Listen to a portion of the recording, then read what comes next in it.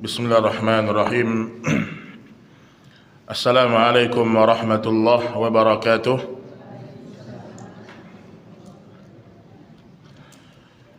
Innal hamdalillah nahmaduhu wa nasta'inuhu wa nastaghfiruh wa natubu ilayh wa na'udzu billahi min shururi anfusina wa sayyiati a'malina.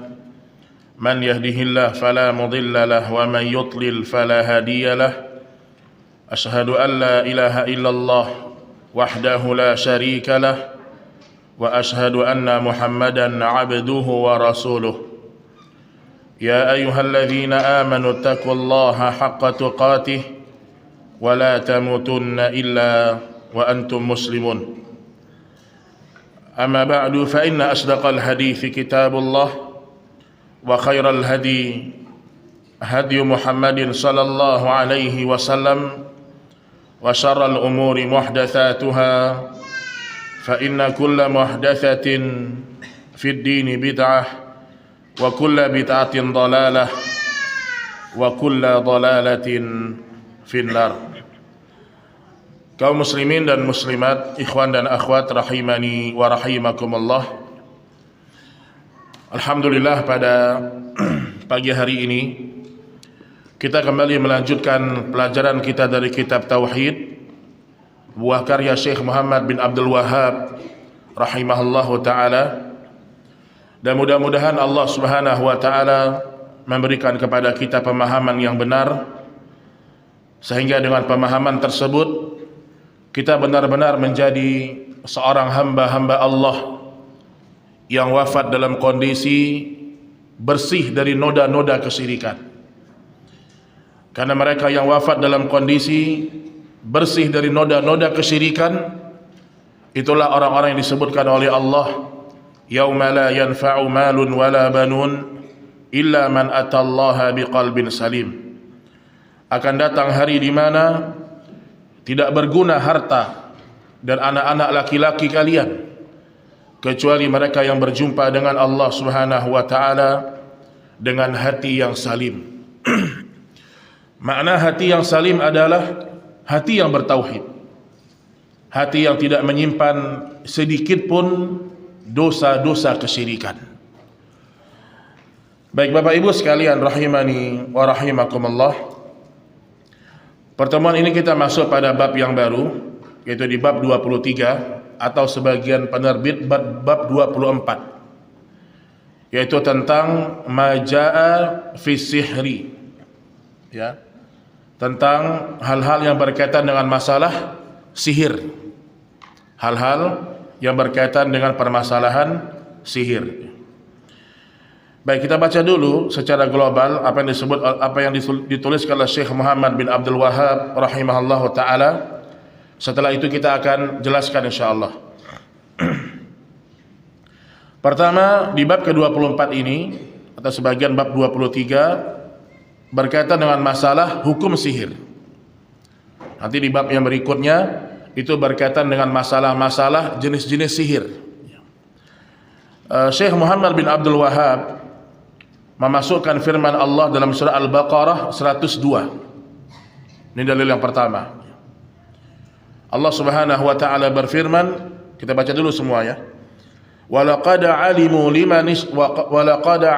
laman ishtarahu ma lahu fil akhirati min khalaq. Demi Allah, sesungguhnya orang-orang Yahudi itu telah meyakini bahwa barang siapa yang menukar kitab Allah dengan sihir itu, maka tidak akan mendapatkan kebaikan atau keuntungan selama-lamanya di hari akhirat. Jadi di sini Allah Subhanahu wa taala menjelaskan tentang perbuatan sebagian orang-orang Yahudi yang mereka percaya dengan kitab Allah, mereka percaya dengan nabinya Allah Subhanahu wa taala, tetapi mereka menukar-nukar kitab Allah dengan sihir-sihir yang mereka lakukan. Dan orang yang melakukan sihir, Allah sebutkan dalam ayat ini, tidak akan beruntung selama-lamanya. Jadi jangan ada anggapan kalau saya berhasil menyihir si fulan saya beruntung, enggak ada. Karena memang nanti sebagian orang yang dia terbiasa melakukan sihir, menyihir seseorang, nyantet seseorang, terkadang dia merasa sihirnya berhasil. Itu kan saya berhasil untuk memisahkan antara suami dengan istri. Dia merasa mendapatkan keuntungan. Padahal nanti Allah Subhanahu wa taala mengatakan dalam ayat ini, "Wa ma lahu fil akhirati min khalaq." Sesungguhnya mereka bukanlah orang-orang yang beruntung kelak di hari kiamat. Ya, mungkin mereka di dunia diuntungkan sedikit, tetapi besok di akhirat mereka adalah orang-orang yang paling merugi karena mereka melakukan yang namanya sihir. Kemudian surat An-Nisa ayat 51, kita baca dulu semua supaya terbaca semua dalilnya. Allah mengatakan yu'minuna bil jibti wat taghut. Dan mereka beriman kepada jibt dan taghut. Yang maksudnya orang-orang musyrikun yang mereka percaya kepada sihir, mereka beriman kepada jibt dan taghut. Kata Umar bin Khattab radhiyallahu taala anhu, yang dimaksud dengan jibt adalah as-sihru, sihir. Jadi mereka beriman kepada sihir. Artinya mereka menghalalkan sihir. Artinya mereka melakukan perbuatan-perbuatan sihir. Kemudian wat taghut, mereka juga beriman kepada taghut. Taghut maksudnya adalah syaitan. Nah, di sini para ulama, nanti saya akan jelaskan ya, bahwasanya sihir itu ada dua jenis. Pertama, ada sihir yang dia merupakan kekufuran, yang memang orang menyihir ada hubungan dengan syaitan. Jadi memang dukun ini dia ada interaksi dengan syaitan, interaksi dengan jin, sehingga dia mencelakakan orang lain. Sihir yang seperti ini yang dihukumi dengan kekufuran. Sihir yang seperti ini, sihir yang seperti ini yang nanti dihukum dalam Islam dengan hukum penggal. Sihir yang seperti ini yang pelakunya dikatakan murtad dari agama. Sihir dalam bentuk yang seperti ini. Jadi dukunnya berinteraksi dengan jin langsung. Nah, kemudian ada sihir jenis yang kedua, yang ini merupakan tipu muslihat saja. Mungkin kecepatan tangan. Ya, seperti orang main sulap. Tahu orang main sulap? Apa dia interaksi dengan jin? Tidak. Mungkin sebagiannya ada, tapi ada sulap-sulap yang memang tipuan mata, kecepatan mata. Nah, apakah orang seperti ini dikatakan melakukan sihir? Jawabannya iya. Tetapi bukan sihir yang membuat dia murtad dari agama. Karena sihir jenis ini tidak berkaitan dengan syaitan, tapi murni tipu muslihat, kecepatan tangan. Begini kan? Begini. Kok nggak bengkok-bengkok Ustaz? Nah ya, nggak berhasil kita berarti. Ada orang sendok di gini-gini bengkok, ya atau tidak? Nah itulah maksudnya. Ya. Atau sulap-sulap kartu, ya. Itu sihir, karena sihir itu maknanya adalah mengelabui dengan halus. Jadi bisa difahami ya. Jadi sihir itu ada dua bentuk. Yang dibahas oleh para ulama, sihir jenis yang pertama, memang sihir yang membuat orang murtad dari agama. Itu yang dibahas oleh para ulama. Maka disebutkan di sini yu'minuna bil jibti wat taghut. Mereka itu beriman kepada jibit, beriman kepada sihir, wat taghut, plus mereka beriman kepada syaitan. Berarti sihir yang mereka lakukan, sihir yang ada hubungan dengan interaksi dengan syaitan. Ini yang tidak boleh sama sekali. Ini yang tidak boleh. Adapun kata Jabir bin Abdullah, taghut adalah para tukang ramal yang didatangi oleh syaitan yang ada pada setiap kabilah. Kata sahabat Nabi Jabir bin Abdullah, taghut itu adalah tukang ramal yang didatangi oleh syaitan. Dalam hadis Abu Hurairah radhiyallahu taala anhu, Rasulullah sallallahu alaihi wasallam bersabda, "Ijtanibu as-sab'a al-mubiqat." Kata Nabi sallallahu alaihi wasallam, waspadailah oleh kalian, jauhilah oleh kalian 7 perkara yang membinasakan. Nah, di sini kalau Bapak Ibu belajar tentang kitab Al-Kabair, dosa-dosa besar, sebenarnya sebagian para ulama ada yang mengatakan dosa besar itu hanya 7. Dosa besar hanya 7. Ada sebagian yang mengatakan dosa besar itu 76. Kenapa ada yang mengatakan dosa besar hanya 7? Dari hadis ini. Tapi pendapat yang lebih kuat adalah dosa besar itu lebih dari 7. Selama berisi laknat, selama berisi ancaman neraka, selama ada hukum had di dunia, itu dosa besar. Tapi kenapa Nabi hanya sebutkan 7 di sini? Ini 7 dosa besar yang pokoknya, yang intinya. Artinya kalau orang mengerjakan 7 dosa besar ini, dia pasti akan terjatuh ke dosa besar yang lain. Di 7 dosa besar ini. Apa kata Nabi Shallallahu Alaihi Wasallam tentang 7 dosa besar ini? Beliau mengatakan, kata para sahabat, qalu ya Rasulullah wa ma hunna? Ya Rasulullah, apa 7 dari dosa besar itu? Qala asyirku billah. Syirik kepada Allah. Urutan yang pertama, syirik kepada Allah. Orang kalau sudah melakukan syirik, kita sudah belajar, hapus amal-amalnya. Orang kalau sudah melakukan syirik, kemudian dia mati, maka dia kekal dalam api neraka selama-lamanya.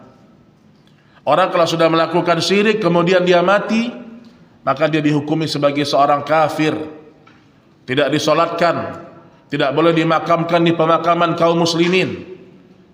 Jadi konsekuensinya besar. Kemudian yang kedua, as-sihru. Lihat di sini. Syirik. Kemudian yang kedua adalah was-sihru, sihir. Yang ketiga, wa qatlun nafsil lati harramallahu illa bil haq. Membunuh jiwa yang diharamkan Allah tanpa hak. Membunuh hukumnya tidak boleh. Tapi ada membunuh dengan cara yang hak. Kapan itu? Ketika terjadi kasus qisas atau hukum qisas. Dalam Islam orang yang membunuh dibalas dengan bunuh lagi. Kalau ahli warisnya tidak mau memaafkan, orang yang membunuh dibalas dengan bunuh lagi. Nah, ini dosa besar. Tetapi ada pembunuhan yang tanpa hak.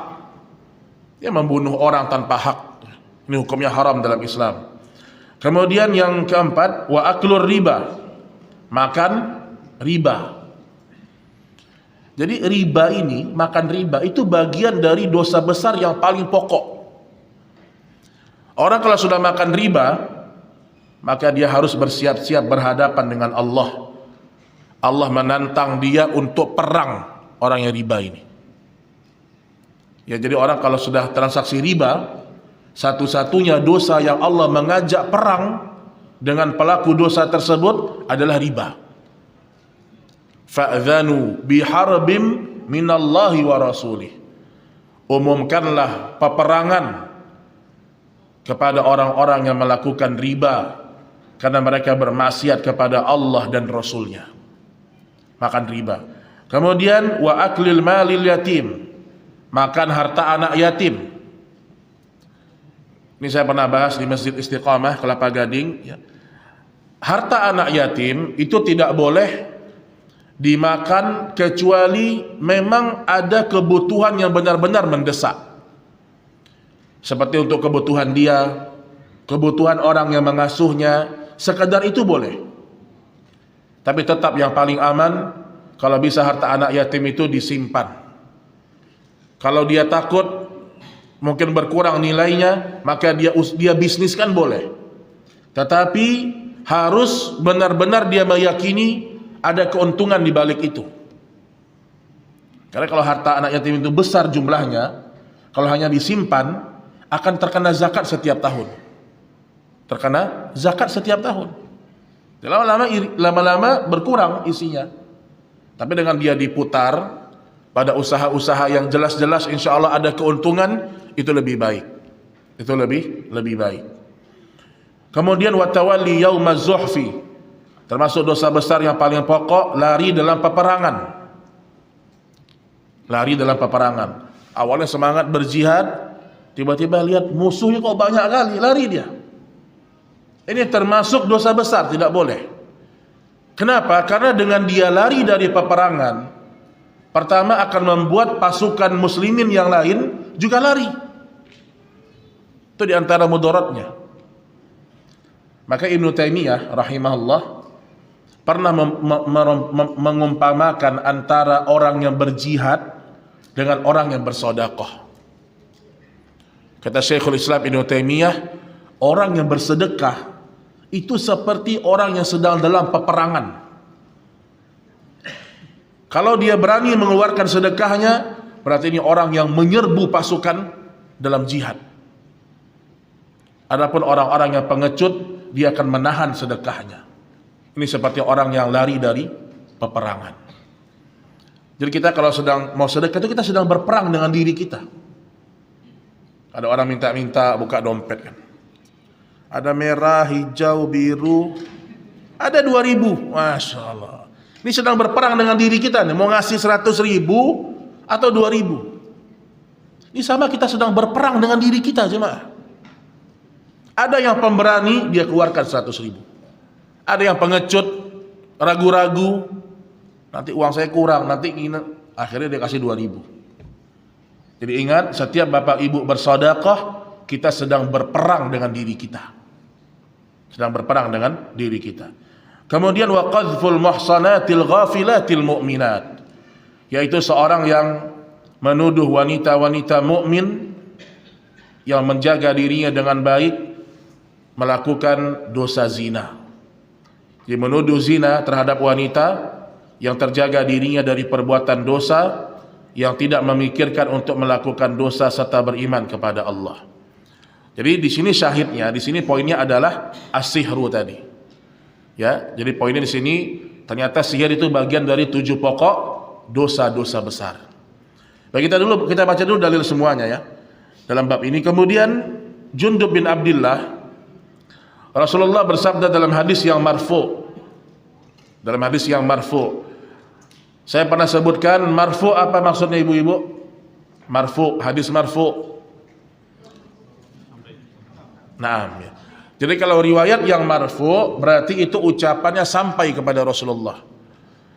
Artinya memang Rasulullah mengucapkan itu. Tapi kalau hadisnya mauquf, ini biasanya riwayatnya hanya terhenti di para sahabat. Mauquf, waqaf. Jadi biasa itu ucapannya para sahabat atau ucapan Nabi, namun para sahabat yang kemudian menukilkannya kembali. Itu namanya mauquf. Di sini disebutkan dalam hadis yang mauquf, hadis yang marfu dari Jundub bin Abdillah, haddus sahir darbatun bisayf. Hukuman bagi tukang sihir dipenggal lehernya dengan pedang. Ini hukum Islam ini, Pak. Sampai sekarang ya, di Arab Saudi masih setahu saya, kalau ada tukang sihir yang benar-benar tukang sihir dipenggal lehernya. Dan kalau seperti ini orang menerapkan hukum Allah, luar biasa. Pensiun, dukun-dukun itu pensiun, Pak. Pensiun sebelum waktunya, dukun-dukun. Takut dengan apa? Dipenggal leher. Dan di masa para sahabat telah terjadi. Antum lihat di sini dalam hadis Sahih Bukhari disebutkan Umar bin Khattab telah mewajibkan untuk membunuh setiap tukang sihir, baik laki-laki maupun perempuan. Maka kami telah membunuh 3 tukang sihir. Jadi Umar bin Khattab di masa dia memimpin, dia telah membunuh 3 tukang sihir. Dalam Sahih Bukhari juga disebutkan Hafsah radhiyallahu taala anha telah memerintahkan untuk membunuh budak perempuan yang telah menyihirnya. Maka dibunuhlah ia, dan begitu juga dalam riwayat sahih dari Jundub. Kata Imam Ahmad, ada 3 orang sahabat Nabi yang telah membunuh para tukang sihir. 3 orang sahabat. Pertama Umar bin Khattab, yang kedua Hafsah, dan yang ketiga Jundub bin Abdillah. Jadi ini hukum yang telah diterapkan oleh para sahabat Nabi sallallahu alaihi wasallam. Baik Bapak Ibu yang dirahmati Allah Subhanahu wa taala, ini dia dalil-dalil dalam bab ini. Saya akan menjelaskan kepada Bapak Ibu hal-hal yang berkaitan dengan masalah sihir. Pertama, ya, sihir itu dalam sebuah hadis atau sihir secara bahasa itu artinya adalah ma khafiya wa ludfa sababuh. Ini secara bahasa. Artinya adalah sesuatu yang samar dan halus sebabnya. Jadi sesuatu yang samar, halus sebabnya. Dalam hadis yang sahih, Nabi Shallallahu Alaihi Wasallam pernah mengatakan, Inna minal bayani la sihra. Sesungguhnya dalam sebagian penjelasan itu, dalam rangkaian kata-kata yang indah itu, ada sihirnya. Ini maksud Nabi, sesungguhnya sebagian dari ucapan-ucapan yang indah adalah laksana sihir. Makanya Bapak Ibu coba lihat, hipnotis itu dari ucapan itu. Hipnotis dari memang Nabi sudah sebutkan. Ada sebagian ucapan orang-orang itu karena saking indahnya, saking kita fokusnya, kita tersihir. Tersihir yang dimaksud apa? Kita terpengaruh dengan ucapannya tersebut. Kemudian dalam definisi syariat atau istilah syariat, ya, sihir didefinisikan oleh Al-Imam Ibnu Qudamah Al-Maqdisi radhiyallahu ta'ala rahimahullahu ta'ala. Sihir adalah ghazaimu wa ruqa wa uqadun wa yu'atharu fil qulubi wal abdan. Kata Ibnu Qudamah Al-Maqdisi, sihir itu adalah jampi-jampi atau mantra-mantra dan buhul-buhul. Ingat, setiap sihir itu ada buhulnya biasanya. Dan kalau ada orang kena sihir, kalau dia tahu buhulnya di mana, harus dia musnahkan. Kalau dia tahu di mana buhul tersebut. Ini sama seperti nanti ada kisah di mana Nabi Shallallahu Alaihi Wasallam pernah disihir, ya atau tidak? Ada seorang Yahudi yang bernama Labid ibnul A'sam. Nanti ada riwayat saya bacakan nanti di sini. Jadi Nabi disihir oleh seorang Yahudi dan Nabi tersihir. Maka jangan kita merasa terlalu pede. Oh, saya zikir pagi petang rutin Ustaz. Masya Allah. Insya Allah sihir mental semuanya. Rasulullah pernah kena sihir. Iya, kita berusaha zikir pagi petang kita baca, tapi terkadang Allah memberikan ujian kepada kita. Nabi pernah disihir dan efeknya apa? Efeknya beliau seperti melakukan sesuatu, tapi sebenarnya beliau nggak melakukan. Linglung lah ibaratnya. Beliau kayak melakukan sesuatu, tapi seperti tidak melakukan hal tersebut. Sampai Allah turunkan surah Al-Falaq dan Al-Ikhlas, Al-Falaq dan surah An-Nas. Kemudian Nabi perintahkan kepada Ali untuk mencari buhul tersebut di dalam sebuah sumur dan dimusnahkan. Buhul itu cara memusnahkan dengan dibakar. Intinya dibakar, dilenyapkan. Itu insya Allah kalau kita tahu memang itu buhulnya, kita lenyapkan, kita bakar. Tapi kalau kita tidak tahu, ya sudah. Kita meruqyah diri kita baca Al-Quran, itu caranya. Dan Bapak Ibu, ya, di sini disebutkan jampi-jampi, mantra, buhul-buhul. Berarti jenisnya banyak. Kemudian yu'atharu fil qulubi wal abdan. Dan sihir itu berefek kepada hati dan badan. Jadi kita nggak boleh juga menafikan efek dari sihir. Berefek sihir itu. Yu'athir fil qulub wal abdan. Kadang-kadang hati gelisah terus, itu mungkin bisa jadi sihir. Tapi beda antara gelisah di sihir sama gelisah suami nggak pulang-pulang, itu beda. Itu beda gelisahnya itu. Jadi kadang-kadang ada orang dia sikit-sikit sihir, sikit-sikit ruqyah, ini juga nggak boleh. Bapak Ibu, Syekhul Islam Ibnu Taimiyah pernah ditanya, wahai Syekhul Islam, kalau ada orang mengatakan kepadaku, ada orang yang menyihir engkau di tubuhmu ada jin. Tapi aku tidak merasakan efeknya, kata pemuda ini. Apakah aku ada kewajiban mengeluarkan jin tersebut? Kata Ibnu Taimiyah, kalau engkau tidak merasakan efeknya, udah lupakan aja. Jangan dirasa-rasa, di tubuh saya ada jin gak ya? Jangan dirasa-rasakan. Nanti kemasukan jin beneran. Ini benar, ini sering orang kadang-kadang ditakut-takuti. Antum tahu nggak? Antum sama suami istri, ini contoh aja ya, contoh ya. Antum sama istri berantem terus, itu dikirim sama si fulan. Si fulan nggak suka rumah tangga antum bagus. Nah, kalau ada orang ngomong gitu ke kita, bapak ibu takut nggak kira-kira? Takut? Jangan takut, selama tidak ada efeknya kerasa. Jangan kita, aduh saya disihir nih, saya kena kemasukan jin nih, jangan. Itu akan melemahkan kita, kata Ibnu Taimiyah. Kecuali kita merasakan efek di badan kita. Nah, disebutkan oleh Ibnu Qudamah efeknya apa? Fayumridu wa yaqtul. Terkadang bisa menimbulkan rasa sakit, bahkan sihir itu bisa membunuh seseorang. Sihir bisa menyebabkan terbunuhnya seseorang. Wa yufarriqu bainal mar'i wa zawjih. Dan terkadang efek dari sihir itu memisahkan antara suami dan istri. Dan ini yang paling banyak efeknya berpisah suami dan istri. Dan itu memang ada, Pak. Ada kejadian. Jadi ada seorang, dia sama suami istri, dia awalnya baik-baik aja, bagus-bagus aja. Tiba-tiba sampai di waktu di mana kok sering berantem. Masalah-masalah kecil suami emosi, istri emosi. Tapi itu terus begitu. Nah, kalau kayak gitu coba rajin-rajin baca zikir pagi, baca zikir petang, baca Al-Quran di rumah sebagai obat. Karena kita nggak tahu, Pak. Bisa aja orang hasad sama kita, orang nggak suka sama, bisa atau tidak?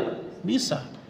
Atau kita masuk di satu kantor, kemudian karir kita bagus, ada orang nggak suka, dia pergi ke dukun. Dukun internasional, disantet dari jauh, Masya Allah. Kena kita misalnya, itu bisa berefek. Kita bisa sakit, bahkan bisa mati, bahkan bisa suami istri berpisah gara-gara sihir. Tapi ingat, jangan takut. Allah sudah mengatakan, inna kaida syaitan kana dha'ifa. Sesungguhnya syaitan itu tipuannya, efeknya lemah, kata Allah. Jangan pernah takut dengan syaitan. Jadi di satu sisi kita rajin-rajin berzikir, tapi di satu sisi kita harus meyakini sihir itu ada. Sihir itu ada. Ya ada suami istri, kadang-kadang sampai mereka datang ngaku sendiri, Ustaz, apa kami berdua kena sihir? Emang kenapa, Pak? Saya nggak tahu, Ustaz, saya tuh bawaannya sumpek terus. Padahal istri saya nggak ngomong apa-apa. Saya lihat wajah itu kayak kok ada rasa gak enak gitu. Istri pun begitu. Padahal suami nggak ngomong apa-apa. Kadang-kadang dimanapun berantem, naik mobil berantem, lihat Google Map berantem. Masya Allah. Ini kanan atau kiri nih? Kata istrinya kanan kayaknya mas. Ini kayaknya masuk jembatan kiri. Bisa berantem. Berantemnya hebat tapi, Pak. Kita kalau berantem saut-sautan mungkin biasa, tapi ini sampai berantem hebat, hal sepele. Nah itu coba terkadang bisa jadi itu ada efek sihir. Nabi aja pernah kena sihir, apalagi kita. Tapi jangan dirasa-rasa. Rasa-rasa kemasukan jin saya, jangan. Jangan dirasa-rasa. Ya, tapi harus kita waspada. Ya. Baik, kemudian ya. Al-Imam Asy-Syafi'i dibahas oleh para ulama, apakah sihir itu nyata atau tidak? Ada pembahasan dalam masalah apakah sihir nyata atau tidak. Dalam masalah ini ada dua pendapat. Pendapat Ahlu Sunnah berkeyakinan bahwa sihir adalah hal yang hakiki. Sihir itu ada, hakikatnya ada, yang berpengaruh secara nyata pada korbannya. Di antara dalilnya firman Allah dalam surat Al-Baqarah 102. Tadi sudah kita sebutkan sebagian, Al-Baqarah 102. Allah Subhanahu wa taala berfirman, "Wattaba'u ma tatlu asyayatin 'ala mulki Sulaiman." Dan mereka mengikuti apa yang dibaca oleh setan-setan pada masa kerajaan Sulaiman. "Wa ma kafara Sulaiman walakinna asyayatin kafaru." Sulaiman tidak kafir. Sulaiman tidak, jadi mereka menuduh Sulaiman menyihir gitu. Sulaiman tidak kafir, tetapi setan-setan itulah yang telah kufur kepada Allah. Yu'allimuna an-nasa as-sihra wa ma unzila 'alal malakaini bi Babil Harut wa Marut. Mereka mengajarkan sihir kepada manusia dan apa yang diturunkan kepada dua orang malaikat di negeri Babil, Harut dan Marut. Wa ma yu'allimani min ahadin hatta yaqula innama nahnu fitnatun fala takfur. Jadi pernah Allah turunkan dua malaikat di negeri Babilonia, Harut dan Marut.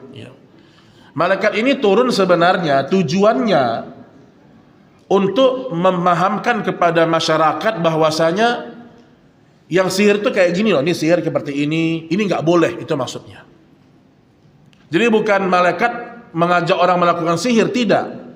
Ya, ada sebagian orang ketika dia baca ayat ini, dia mengatakan sihir itu halal. Karena dulu Harut dan Marut mengajarkan sihir. Bukan, Harut dan Marut atau malaikat Allah diturunkan itu bukan mengajarkan sihir, tetapi ingin memberitahu yang seperti ini sihir, tinggalkanlah, itu maksudnya. Tapi ternyata apa kata Allah Subhanahu wa taala? Fayata'allamuna minhuma ma yufarriquna bihi bainal mar'i wa zawjih. Ternyata orang-orang pada waktu itu justru mempelajari yang namanya sihir. Yang sihir tersebut bisa memisahkan antara suami dan istri. Tapi lihat akhir ayat ini, wa ma hum bidarrina bihi min ahadin illa biiznillah. Kata Allah Subhanahu wa taala, dan mereka itu ahli sihir, tukang sihir, tidak bisa memberikan mudarat dengan sihirnya kepada seorang pun kecuali dengan izin Allah. Atau ingat itu. Jadi jangan takut dengan sihir. Karena sihir itu tidak akan mempan kecuali dengan izin Allah Subhanahu wa taala. Dan mereka mempelajari sesuatu yang tidak memberi mudarat kepadanya dan tidak memberi manfaat. Jadi sebenarnya sihir ini tidak ada mudaratnya, tidak ada manfaatnya. Kapan dia menjadi mudarat? Ketika Allah izinkan itu terjadi. Kemudian disebutkan walaqad alimu laman ishtarahu ma lahu fil akhirati min khalaq wala bi'sa ma syaraw bihi anfusahum law kanu ya'lamun. Dan barang siapa yang menukar kitab Allah dengan sihir itu, tidak ada bagi keuntungan di akhirat, dan amat jahatlah perbuatan mereka menjual dirinya dengan sihir kalau mereka mengetahui. Berarti di sini dalil bahwasanya kalau ada orang melakukan sihir dia tidak tahu, maka dia tidak dihukum oleh Allah. Tapi kalau dia sudah tahu itu sihir, kemudian dia mempelajarinya, dia menekuninya, maka dia mendapatkan hukuman dari Allah Subhanahu wa taala. Kemudian dalam hadis Nabi sallallahu alaihi wasallam, jadi Bapak Ibu, ada sebagian orang yang mereka mengatakan gak ada sihir itu, gak akan ngefek sihir itu. Maka bantahannya hadis ini, hadis Nabi ini. Apa kata Nabi? Man tasabbaha bi sab'in thamaratin ajwah lam yadurruhu dzalikal yaum summun wala sihrun. Barang siapa yang makan 7 butir kurma ajwa pada pagi hari, maka dia tidak akan terkena racun maupun sihir. Nah, kenapa Allah sebutkan ini? Kenapa Nabi sebutkan ini? Racun ada efek atau tidak? Ada. Berarti sihir juga ada efek. Maka kata Nabi, barang siapa yang makan 7 butir kurma ajwa, maka efek dari racun dan efek dari sihir tidak akan memberikan bahaya kepada dia. Berarti sebagaimana racun memiliki efek, maka sihir pun memiliki efek. Ini dalil yang mengatakan sihir itu ada, nyata. Yu'minuna bil ghaib, kita beriman kepada perkara yang gaib. Baik, saya akan bacakan hadis Nabi Shallallahu Alaihi Wasallam yang menceritakan tentang Nabi disihir. Nabi disihir. Dikisahkan oleh Aisyah radhiyallahu taala anha, sahara Rasulullah sallallahu alaihi wasallam rajulun min bani Zuraiqin. Seorang dari Bani Zuraiq yang bernama Labid ibn al-A'sam, hatta kana Rasulullah sallallahu alaihi wasallam yukhayyalu ilaihi annahu kana yaf'alu syai'a wa ma fa'alahu. Nabi disihir oleh seorang dari Bani Zuraiq yang bernama Labid ibn al-A'sam, yang efek dari sihir itu Nabi merasa melakukan sesuatu yang tidak dia lakukan. Yang tidak dia lakukan. Jadi kalau kita ada perasaan seperti ini, bisa jadi sihir. Bisa jadi itu juga efek dari sihir. Kemudian hatta idza kana dzata yaumin aw dzata lailah wa huwa indi lakinnahu da'a wa da'a thumma qala ya Aisyah. Sampai pada suatu hari atau pada suatu malam ketika Nabi berada di sisiku, kata Aisyah, beliau terus berdoa dan berdoa. Kemudian beliau bersabda, wahai Aisyah, apakah kamu tahu bahwa Allah telah memperkenankan doaku tentang apa yang aku tanyakan kepadanya? Kata Nabi, ada dua orang yang mendatangiku. Satu di antaranya duduk di dekat kepalaku, dan yang satunya lagi berada di dekat kakiku. Ini kata Nabi Shallallahu Alaihi Wasallam. Lalu salah seorang di antara keduanya berkata kepada temannya, sakit apa orang ini? Kemudian dikatakan terkena sihir, kata temannya. Siapa yang telah menyihirnya? Maka temannya menjawab, Labid ibn al-A'sam. Bima, dengan apa dia disihir? Maksudnya Nabi tersihir dengan apa? Maka dia menjawab, dengan sisir dan rontokan rambut ketika disisir. Jadi medianya itu. Jadi orang terkadang bisa disihir dengan rontokan rambutnya, apa yang ada di tubuhnya. Lalu di mana semua itu berada? Maka temannya mengatakan di sumur Zarwan. Jadi buhulnya di sumur Zarwan. Kemudian Rasulullah sallallahu alaihi wasallam mendatangi sumur itu bersama beberapa orang sahabat, di antaranya Ali bin Abi Thalib. Beliau berkata, wahai Aisyah, seakan-akan airnya berwarna merah seperti perasan daun pacar, dan ujung daun pohon kurma yang berada di dekatnya seakan-akan seperti kepala syaitan, kata Nabi. Lalu Aisyah berkata, wahai Rasulullah, tidakkah engkau meminta agar benda itu dikeluarkan? Engkau doa sama Allah agar dikeluarkan benda tersebut? Maka beliau menjawab, Allah telah menyembuhkanku, dan aku tidak ingin hal tersebut memberi pengaruh buruk kepada manusia nantinya. Kemudian Nabi Shallallahu Alaihi Wasallam memerintahkan agar sumur tersebut ditimbun, maka semuanya pun langsung ditimbun. Jadi dihilangkan bekas-bekas dari buhul tersebut. Jadi seandainya buhul tersebut tidak memiliki efek, pasti Nabi biarkan. Tapi sumur tersebut ditimbun oleh Nabi Shallallahu Alaihi Wasallam.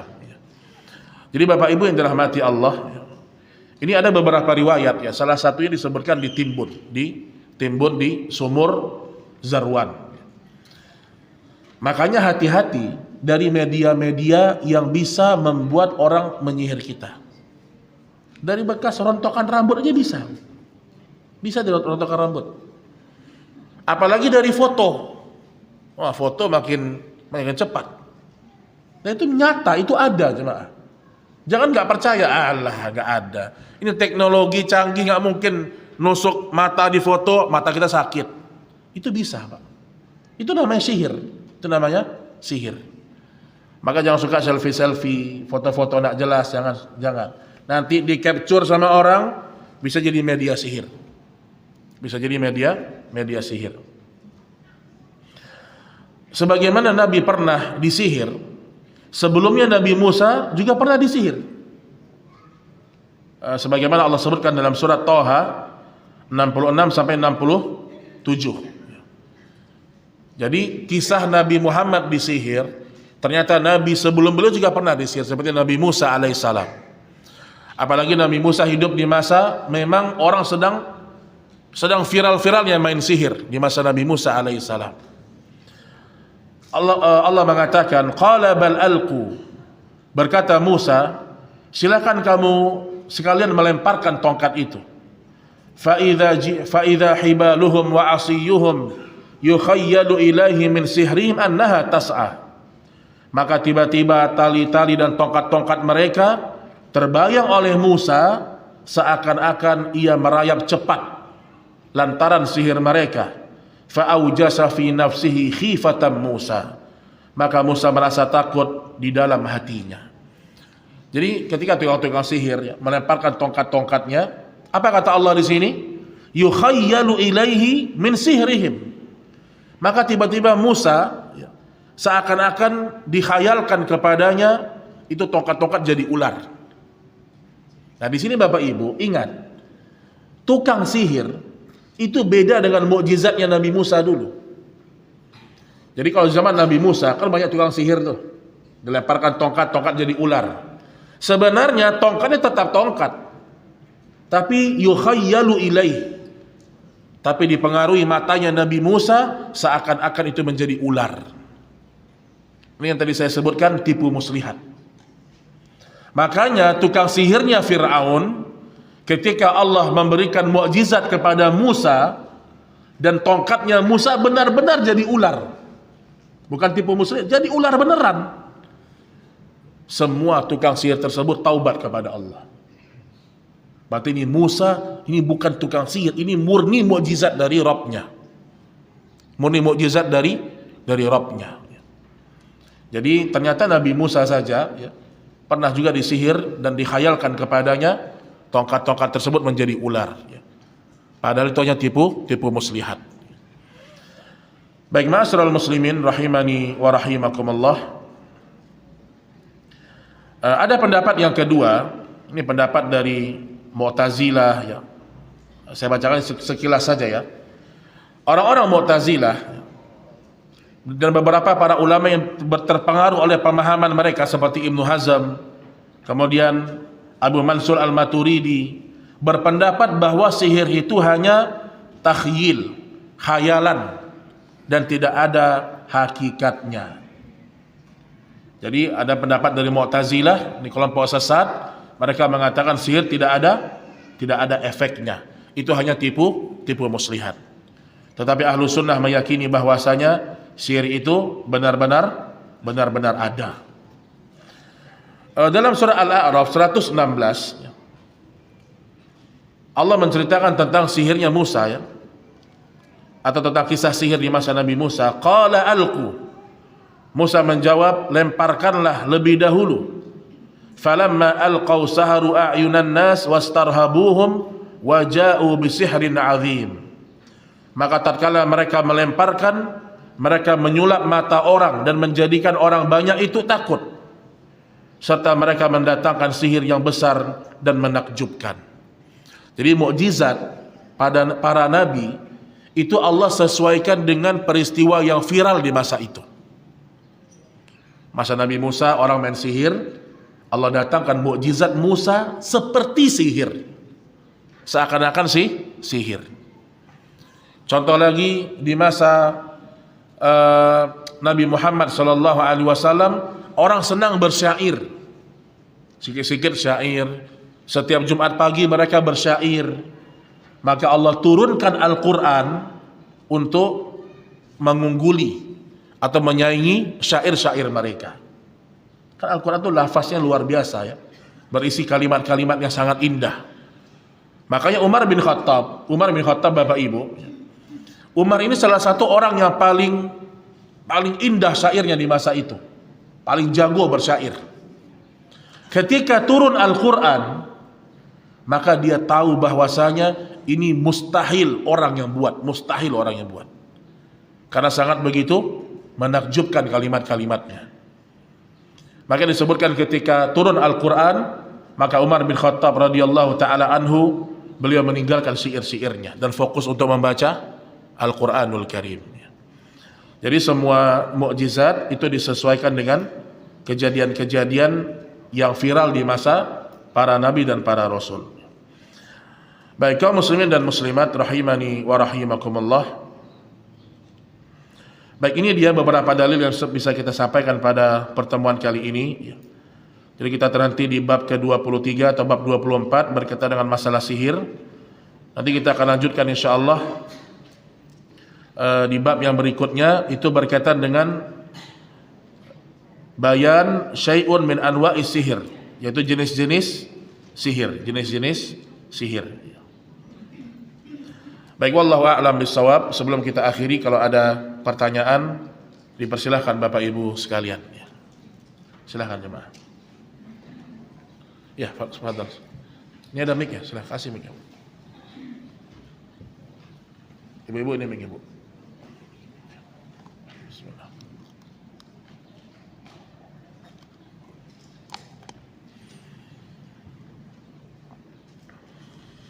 Bismillah. Permainan yang dilakukan reok Ponorogo itu apakah termasuk sihir, Ustaz? Apa?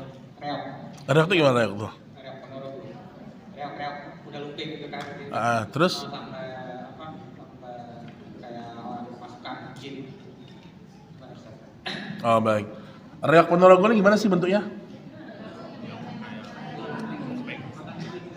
Terus dia ntar ngapain? Main kuda lumping. Terus? Terus dia joget-joget gitu. Taib ya. Para ulama menyebutkan ya, wallahu alam ya, kalau reok ini kan ada nggak hal-hal yang aneh yang dia lakukan? Ada. Mungkin makan kaca gitu ada? Nggak ada kan? Dia main kuda lumping murni kan? Apa? Ada ritual khusus. Iya. Ya intinya pertama ingat ya, walaupun tipu muslihat kita tidak boleh juga melakukan. Ingat, walaupun ada mungkin sihir-sihir yang tidak berkaitan dengan setan, ya, tetapi ada ritual-ritual khusus sebelum melakukannya. Ini juga hukumnya tidak boleh. Hukumnya tidak boleh. Ya. Nah kita nggak tahu juga, kadang-kadang kita juga nggak tahu apakah mereka ada amal tertentu yang mereka kerjakan. Kecuali benar-benar hiburan, itu beda cerita. Kayak di masa Nabi, orang main pedang-pedangan tuh biasa. Kalau reok, saya juga nggak pernah lihat soalnya ya. Bagaimana? Tapi intinya kalau ada ritual-ritual khusus, kemudian ada hal-hal yang memang tidak selayaknya sebagai seorang muslim melakukannya, maka lebih bagus ditinggalkan. Ya. Wallahu ta'ala a'lam bissawab. Ya. Baik, ada lagi jemaah?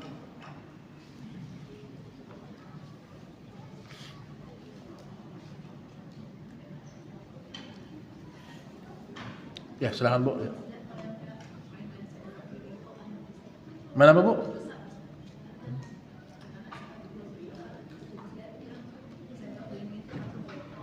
Oh, baik ya. Baik, sebenarnya kalau cuma ranah permainan ya, kan ada dijual tuh, misal di marketplace tuh kan banyak tuh. Kadang-kadang sulap-sulap mainan-mainan itu ya. Pertama, kalau kita katakan itu syirik juga tidak sebenarnya, karena kan itu hanya permainan. Kadang-kadang ada main-main kartu, tapi memang ini kadang-kadang kalau tidak dibangun di atas akidah yang benar, nanti akidah mereka bisa bermasalah anak-anak ini. Misalnya kayak sendok di bengkok-bengkok, bisa kan saya punya kemampuan membengkokkan sendok. Kita khawatir kalau mereka tidak punya akidah yang bagus, mereka ada anggapan ini sebuah keistimewaan. Nah, jadi lebih bagus permainan yang jelas-jelas saja lah. Ya. Kalau dia main-main sulap-sulap, kita berusaha menghindar aja. Masih banyak game-game yang lain yang masih bermanfaat ya. Ya ada game bermanfaat, ada atau tidak? Ada, selama tidak berlebih-lebihan. Ya. Wallahu a'lam bissawab. Ya.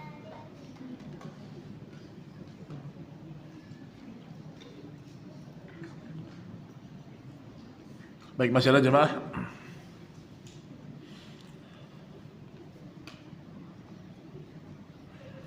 Baik, insyaallah kalau sudah tidak ada, kita cukupkan insyaallah kajian kita pada pagi hari ini.